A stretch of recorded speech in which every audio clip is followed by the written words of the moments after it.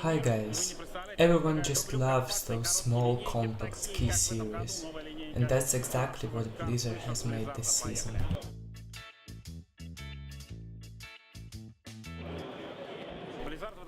The series is called Firebird. It includes a wide variety of skis. There are professional racing skis and carving skis for beginners. This collection is very well structured. There is nothing in excess. Let's take a look at the skis for beginners first. There are just two types of such skis, WRC and SRC. One is for slalom skiing and the second one is for giant slalom.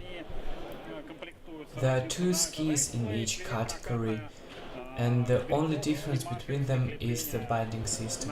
One is for racing and the other is for rental. Both skis have World Cup construction. Blizzard's sandwich is built with a double titanal layer and full wood core. This is well-known tested construction. WRC is a classical giant slalom ski, 18 meters radius and 180 mm length. The slalom-style skis have the length of 165 mm and the turn radius is 12.5 meters, which is exactly what people want. These are standard carving skis, no reason to stick any weaknesses. The carving ski models usually don't change too drastically.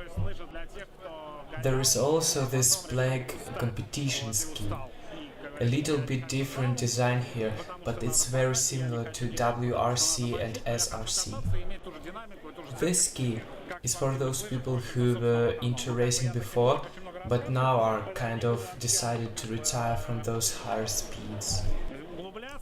Slalom style would be too tiresome and giant slalom would be too fast. This ski offers good grabs and dynamics. The ski is also very standard. It has compound Sandwall FTD race plate and TPX12 binding. There are also two notable skis, namely TI and Race TI. There are two color schemes for each model.